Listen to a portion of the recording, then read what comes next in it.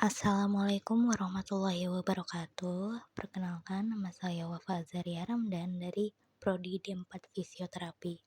Di sini saya akan menjelaskan tentang memahami 20 sifat wajib bagi Allah Subhanahu wa taala. Memahami 20 sifat wajib bagi Allah Subhanahu wa taala ataupun bisa disebut dengan ilmu tauhid, yaitu mengenal Allah melalui sifat-sifatnya yang sangat penting untuk memperkuat keyakinan, karena dengan memahami sifat-sifat Allah, seorang muslim akan menyadari keesaannya dan menyembah hanya kepadanya. Maka ini juga akan meningkatkan keimanan, melahirkan ketakwaan, dan menjadi pedoman dalam menjalani hidup sesuai ajaran Islam. Apa sih pentingnya sifat-sifat Allah? Jadi, pentingnya sifat-sifat Allah itu yang pertama ada 1. Memperkuat keimanan, 2. Meningkatkan kekhusyuan dan ikhlas, 3. Menjadi pedoman hidup, 4. Menemukan makna hidup, 5. Mendapatkan ketenangan dan keberkahan, 6. Menyadari keterbatasan diri. Jadi di sini ada sifat-sifat Allah yang pertama, yaitu wujud, artinya itu ada. Sifat ini menegaskan bahwa keberadaan Allah adalah mutlak dan pasti. Keberadaannya bukanlah karena diciptakan atau diadakan oleh sesuatu, melainkan dia sudah ada dengan sendirinya. Mustahil Allah tidak ada. Ini adalah pondasi dari semua keimanan kita. Jadi yang kedua itu ada kidam. Kidam artinya itu terdahulu. Allah adalah zat yang awal dan juga yang terakhir, tidak ada yang mendahuluinya. Karena keberadaan alam semesta terlahir karena ada yang menciptakan dan mengatur, yaitu Allah yang mendahului. Ketiga ada bako. Bako itu artinya kekal abadi. Jadi kebalikan dari permulaan, Allah tidak punya akhir. Semua di dunia pasti akan binasa, rusak, atau mati. Tapi Allah mustahil musnah. Dia kekal selamanya. Yang keempat ada mukhalafatuhu lil hawadisi. Itu artinya berbeda dengan makhluk. Allah sama sekali tidak serupa dengan ciptaannya.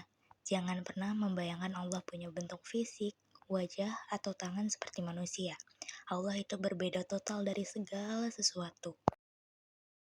Kelima, ada qiyamuhu binafsihi, artinya berdiri sendiri. Allah tidak memerlukan apapun dan siapapun. Dia tidak butuh tempat tinggal seperti di langit atau di bumi. Tidak butuh bantuan untuk mengatur alam dan tidak bergantung kepada makhluknya. Yang keenam ada wahdaniyah. Wahdaniyah itu artinya esa atau tunggal. Allah itu satu. Sifat ini menegaskan bahwa Allah tidak terbagi, tidak ada Tuhan yang lain di sampingnya, dan tidak ada yang menyamai kekuasaan atau sifat-sifatnya. Yang ketujuh ada kudrat, artinya berkuasa. Kekuasaan Allah itu mutlak dan tak terbatas. Dia mampu melakukan segala sesuatu yang Dia kehendaki. Menciptakan triliunan binatang bagi Allah sama mudahnya dengan menciptakan sebutir debu. Mustahil Allah merasa lelah. Yang kedelapan ada iroda, atau artinya berkehendak. Semua yang terjadi di alam semesta ini, besar maupun kecil, sudah ditentukan dan sesuai dengan kehendak Allah. Kehendaknya tidak bisa dipaksa atau dihalangi oleh siapapun. Yang kesembilan, ada ilmu, artinya mengetahui. Pengetahuan Allah meliputi segalanya. Dia tahu apa yang sudah terjadi, yang sedang terjadi, dan yang akan terjadi. Bahkan bisikan hati kita yang paling tersembunyi pun sudah ada dalam pengetahuannya. Yang kesepuluh ada hayat atau hidup. Allah maha hidup dengan kehidupan yang sempurna. Hidupnya kekal, tidak perlu makan, minum, atau istirahat, dan mustahil baginya untuk mati atau lelah seperti makhluk. Yang ke-11 ada sama atau mendengar. Allah maha mendengar semua suara, baik suara yang keras di keramaian maupun doa yang diucapkan pelan di hati, semua didengarnya tanpa membutuhkan telinga. Yang ke-12 ada basyar atau melihat. Allah Subhanahu wa taala dapat melihat segalanya baik besar maupun kecil, bahkan yang tersembunyi sekalipun. Penglihatan Allah tidak pernah terbatas. Yang ke-13 ada kalam atau berfirman atau berbicara. Allah memiliki sifat berfirman dan firman-Nya yang sampai kepada kita adalah Al-Quran. Ini adalah sifatnya yang kekal, bukan makhluk yang diciptakan. Yang ke-16 ada Qodiron atau artinya Maha Kuasa. Karena Allah itu punya sifat kudrot atau kuasa, maka keadaan zatnya pasti adalah zat yang maha berkuasa. Yang ke-15 ada Muridan atau artinya maha berkehendak. Karena Allah memiliki irodat atau kehendak, maka keadaan zatnya pasti adalah zat yang maha berkehendak dan penentu segalanya. Yang ke-16 ada Aliman atau maha mengetahui. Karena Allah punya sifat ilmu mengetahui, maka keadaan zatnya pasti adalah zat yang pengetahuannya sempurna dan meliputi segalanya. Yang ke-17 ada Hayan atau artinya hidup. Allah memiliki sifat hayat atau hidup, maka keadaan zatnya pasti adalah zat yang selalu hidup dan tidak pernah mati atau lelah.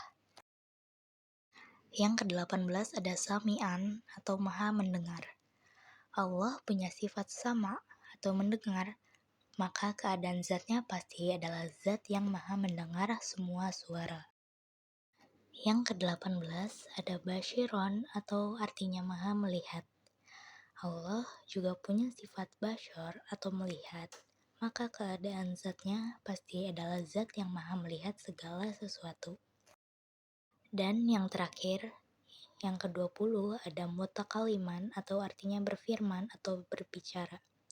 Allah memiliki sifat kalam atau berfirman, maka keadaan zatnya adalah zat yang maha berfirman. Kesimpulannya, jadi sifat-sifat seperti wujud, baqo, dan kudrat membuktikan bahwa Allah itu sempurna dan sangat berbeda dari semua makhluk ciptaannya. Dia tidak butuh apa-apa, tapi kita butuh segalanya darinya. Dengan mengetahui kesempurnaannya, kita sadar bahwa kita harus hati-hati berbuat karena Allah melihat kita. Kita juga harus bertawakal atau berserah diri sepenuhnya karena Dia Maha Kuasa dan berdiri sendiri. Yang terakhir, semua kesempurnaan ini menunjukkan bahwa hanya Allah yang pantas kita sembah, kita taati, dan kita jadikan sandaran hidup. Tidak ada Tuhan selainnya.